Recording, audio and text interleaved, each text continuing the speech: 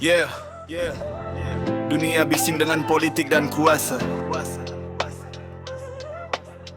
Ekonomi jatuh naik, media penuh cerita.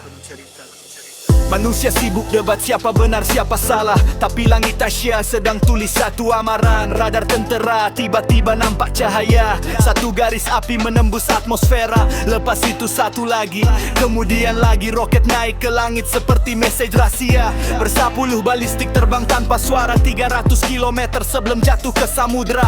Tiada kota musnah, tiada rumah terbakar, tapi pakar strategi tahu maksud sebenar.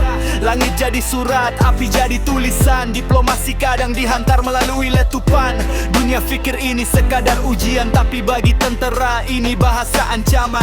4 hari sebelum langit itu menyala, latihan perang besar bermula di selatan Korea. Kereta kebal bergerak, askar berkumpul berjuta. Simulasi perang seperti medan sebenar. Bagi mereka itu sekadar latihan biasa, tapi di utara Ila keluarga seperti ancaman nyata. Jadi jawaban datang bukan melalui ucapan, jawaban datang melalui api di awan.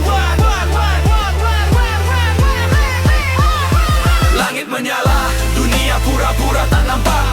Api terbang tapi manusia masih leka hari ini. Roket jatuh ke laut yang gelap, esok mungkin sejarah jatuh atas kepala. Menyala, tapi dunia masih diam. Kuasa besar sedang tulis bab peperangan. Kalau isyarat kecil pun manusia tak paham, jangan terkejut bila badai akhirnya datang.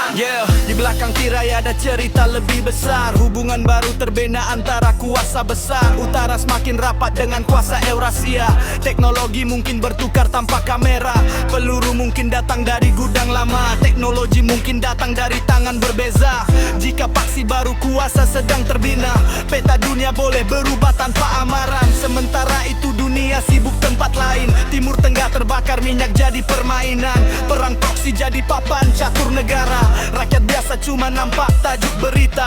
Sejarah pernah ajar satu perkara, perang besar jarang bermula tiba-tiba. Ia bermula dengan tanda kecil di udara, isyarat yang manusia anggap biasa. Hari ini langit Asia hantar satu message. Api melintas seperti tulisan di kertas. Bagi orang biasa mungkin ini berita pendek, tapi bagi dunia strategi ini amaran keras. Kadang manusia hanya nampak letupan besar, tapi tak nampak percikan kecil yang bermula awal. Sejarah sedang berjalan tanpa menunggu sedar. Langit sudah beri tanda kepada dan menyala.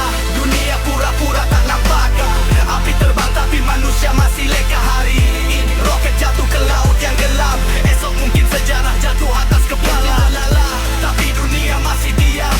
Kuasa besar sedang tulis bab peperangan. Kalau isyarat kecil pun manusia tak faham, jangan terkejut bila badai akhirnya datang. Dunia bergerak laju tanpa tunggu sesiapa. Kuasa besar sedang ubah arah peta. Siapa faham tanda, dia nampak masa depan. Siapa leka hanya sedar selepas peperangan. Sedar selepas peperangan. Yeah.